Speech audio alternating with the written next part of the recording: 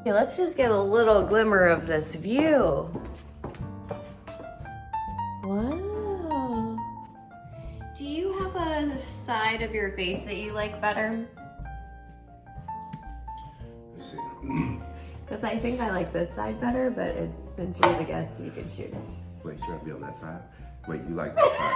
I like this side better. No? We'll be like Yeah, because this. I like this little freckle. We'll be like, Yeah. well, What's this shirt? I like this.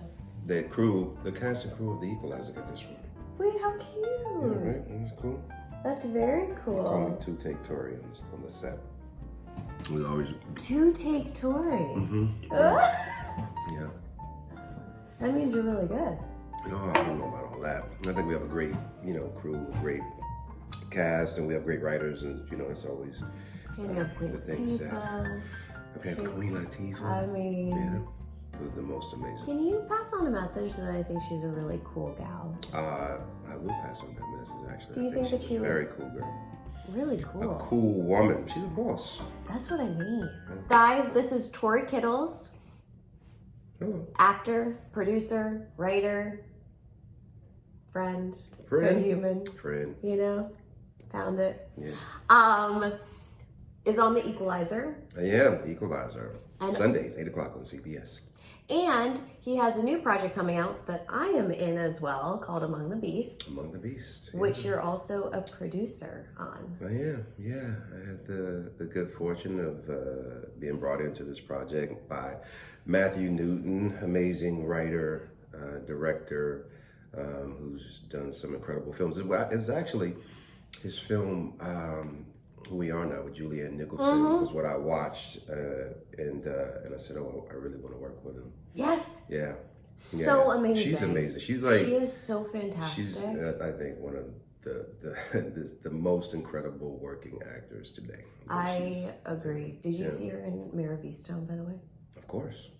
So Yeah. fantastic. Mm-hmm. So that's the film that you saw that made That's the you film wanna that I work with saw. her. Yeah, that's the film that I saw. Matthew reached out to me after he saw a film I did called Dragged Across Concrete with Craig Zoller, and he sent me the script for Among the Beasts. And So did he reach out to you through your agents or just directly to you? he reached out to me through my agents. Okay. Yeah, and he said, I want to offer you this part. And he sent me the script, and then we started talking about it, and we really sort of dug into like the character and things of that nature first before, he decided to bring me on, and also in a producing capacity. And we worked on the script together for months, and then we started assembling an amazing cast. So when you got that script, did you read it and just know it was something that you could pour your heart and soul into? Yeah, I thought the character was something that I hadn't had the opportunity to do. I thought that it was such a rich world that we could play in. Yeah. And for me, it always starts with the writing, with the script. And Matt's he's a really wonderful writer, and he gets character really well. And from watching his other films, I knew that he's great with actors. Mm-hmm. And so I just wanted to be a part of it. And then we started putting it together, and we had a few obstacles, but everything. COVID being one of them. COVID being one of them. Wait, so just so you know, we filmed it in March 2020. Did it start in February? It started February, yeah. So February into March, most of it got shot before we shut down, but then we had to come back and do some pickups. Yeah, I think in like all September. productions, the COVID hit, and so you had to make adjustments. But in a lot of ways, it became a gift for us because we were able to see what we had, and we were able to build on that. And so the time away, I think, really influenced the film in a positive way. And we were able to bring in other talents like Ben Cura, who did the music, the score, Which just is incredible. so good. Yeah. Okay, really fast, I was gonna say, just about having to take a break and then coming back, that scene that you and I shot, which is such an important scene to the film, only came about and was written by Matt during COVID. Well, no, I think Right? no, I think you're selling yourself short. What happened was you shot the first day, Yeah. and Matt went, "I want to expand her role." So it really was your performance, That's sweet. and he saw it and he said, "Oh, we got to give her more to do." Yeah. That is very sweet.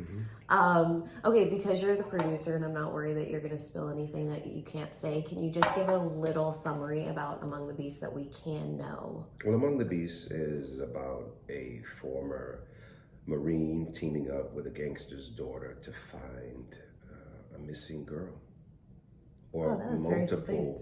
missing girls. Yeah. You've given that spiel before, I can No, tell. actually, it's the first time. Really? Yeah. Wow, very succinct and perfect. Yeah, first time. Okay, so can we just like geek out about your acting for one Oh, second? please, He's just so fantastic. You're very kind. No, it's very true though. When I saw it, I was like blown away. But when you get the offer, you get the script. What is the first thing you do? Like, what is your process as an actor? I think the first time you read a script is the most informative for your vision, just your initial thing, whether you connect to the material or not, whether you see it as something that can be molded into something that you can sort of sink your teeth into. And with this one, I took it off the page and I said, okay, because I knew I wanted to work with Matt, based on his other films, and it really was just the world, the script, and it spoke to me, I guess, in a way. And I was like, oh, okay, yeah, I want to do this. And then you start digging in, and Matt and I sort of developed a shorthand over the months of developing it before we even got into production, and I really liked the way he worked. It was so collaborative. And so if I offered up something, he was like, okay, yeah, let's go down that road and explore that for a bit. Wow.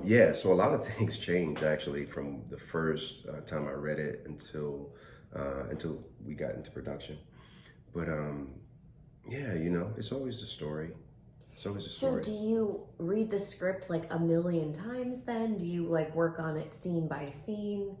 Do you work on it from an emotional place, an intellectual place? I try not to make any choices. Really? When I'm reading it, I just like to read it and then read it and then read it and then read it and read it.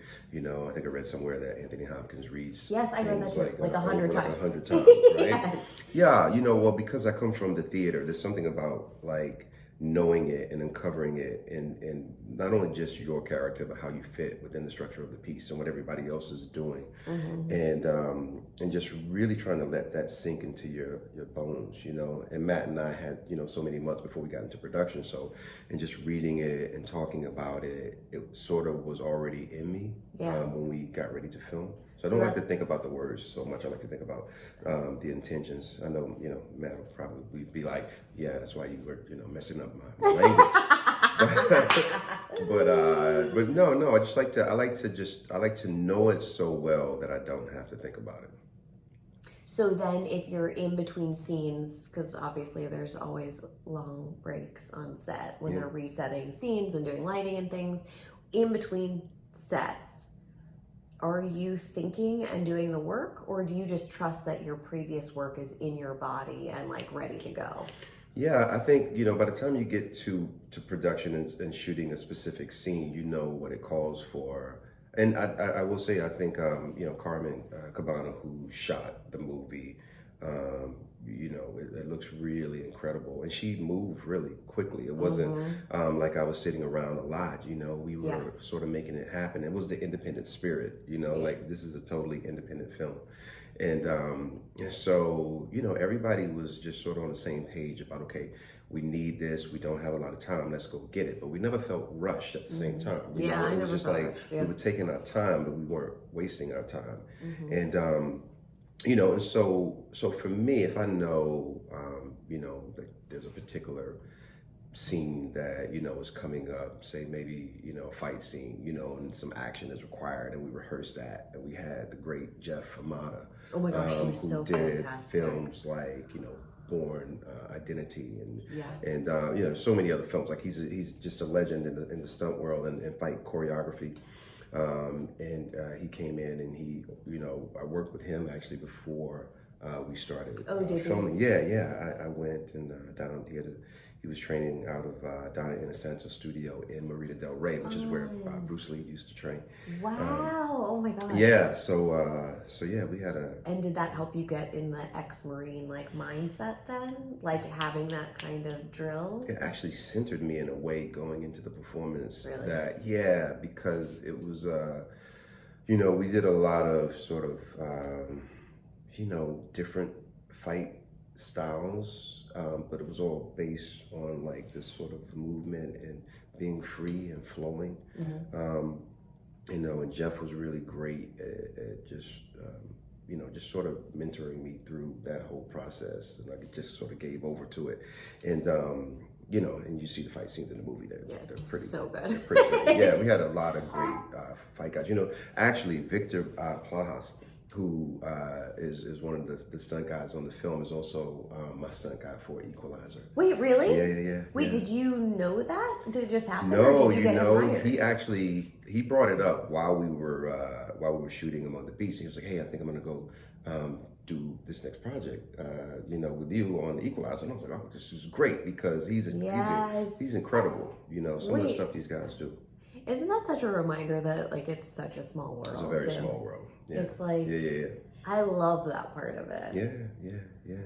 It's one of the things you love about the business. You sort of, you work with people. You don't see them for a while. Everybody goes off. You get the opportunity to learn more, grow more, and you come back and you share your stories and your experiences. And it's a cool thing about the business. I love that.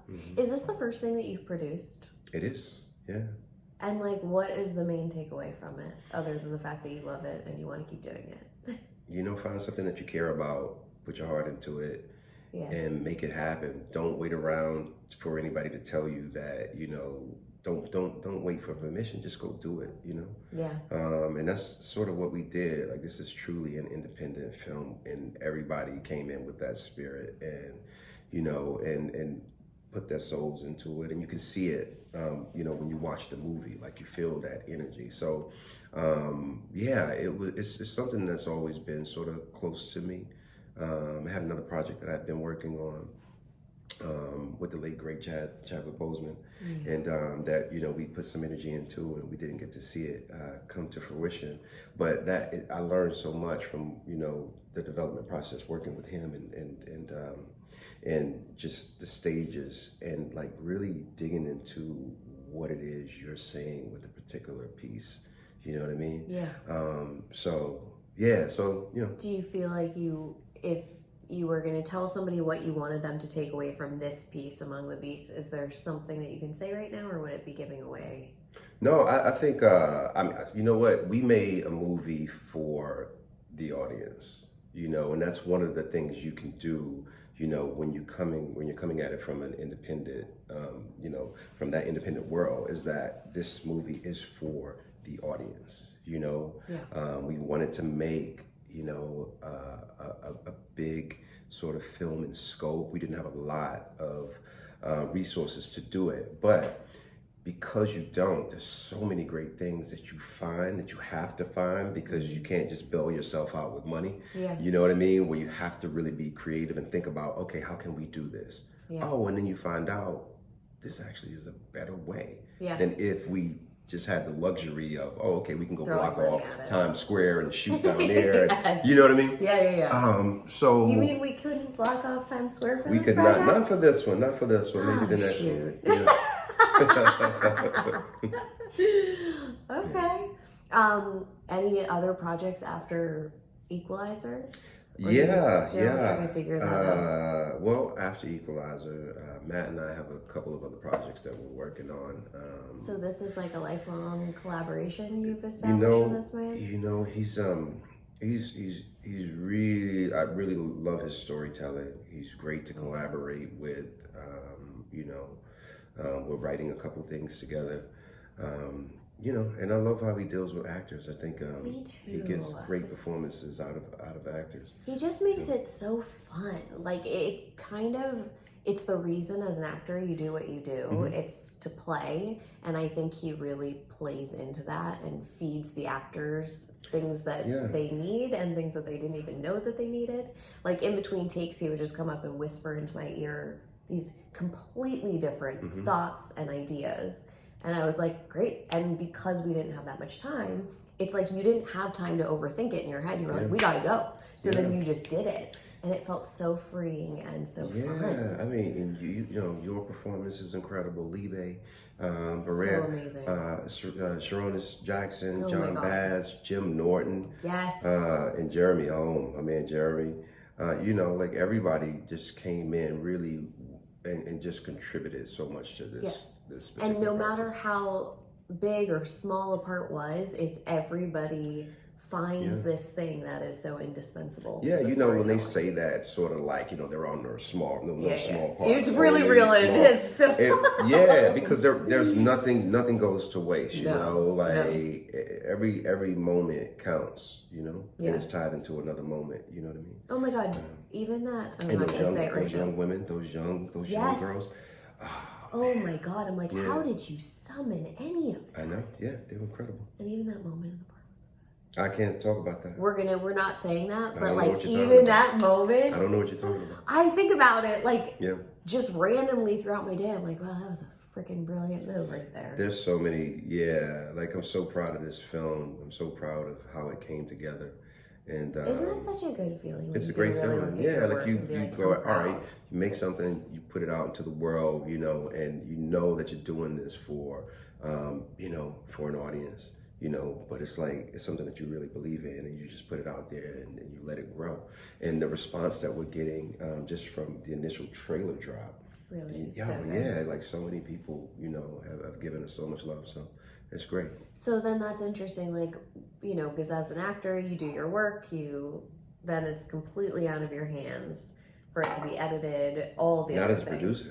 Not as producer. You guys saying that. But now that it's like out there in the world, is that scary to you? No. Exciting? It's very exciting. Yeah, you put things out, you know, and you don't know what the response is going to be. Totally. You hope it's positive, but you know, part of the joy of it is that you got to do it. Yes. You know what I mean? How people respond to it, you know what I mean? If they respond in a positive way, that's fantastic. You know what I mean? That's gravy. But the love of doing something and making something and bringing everybody together and you can look and see it and it's a real thing that will exist in this space.